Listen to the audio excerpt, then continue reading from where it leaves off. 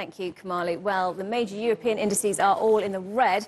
News that the UK Prime Minister Theresa May has asked the European Union to delay Brexit until June the 30th has been a factor. But the most significant fall has been on the German DAX, where two big companies have lost ground. Pharmaceutical firm Dwyer is one, and the other is BMW. Its shares are down nearly 5%. The car makers warned that pre-tax profits will fall by 10% this year. Well, speculation on the future of a US-China trade deal has had a negative effect on Chinese shares. In Australia, mining stocks have fallen after news iron ore producer Vale is one step closer to reopening one of its largest mines in Brazil. It was shut after the collapse of the dam in Brumadinho in February.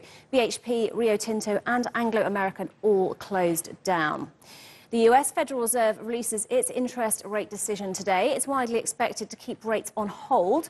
The markets will be looking out for news on any future rate hikes. Investors are also watching the progress of US-China trade talks. Face-to-face discussions will reportedly resume next week.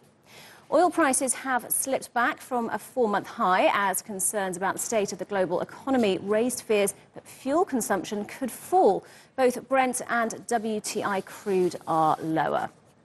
Well, for more on the markets, Craig Earlham joins me now from London. He is a senior markets analyst at Oanda. Thank you very much indeed for being with us today, Craig. So it's another big day for Brexit with sort of new news happening all the time. What's the latest that you've heard and how are the markets taking it?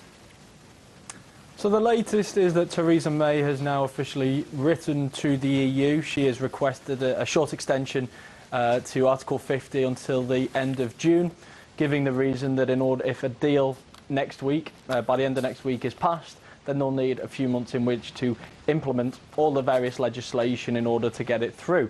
So this is very much just a technical extension at this stage. No talk at the moment of a longer extension in order to negotiate a new deal or pursue another path. But of course, this is very dependent now on her deal actually getting over the line. A deal which John Bercow, the House Speaker, has claimed cannot be voted on unless there's a fundamental change or unless Parliament overrules him and decides to hold a vote. So there's still a long way to go in these negotiations. There's 9 days to go until Brexit Day, so I think there's going to be plenty of action, plenty of hysteria. And another new story that we've had in the last while is that Google has been given a $1.7 billion antitrust fine by the EU. What more can you tell us about that?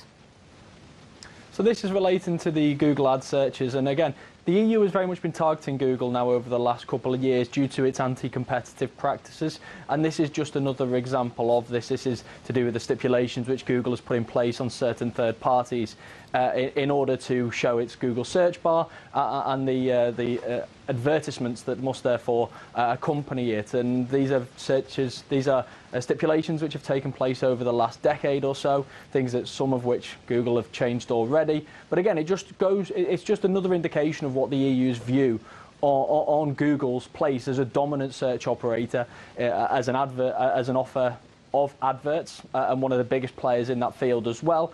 And the link between the two and the anti-competitive nature that can result from that. So I think this is not going to be the last fine that's going to be imposed on Google, and it's also probably not the last fine that's going to be imposed on one of these major search engines.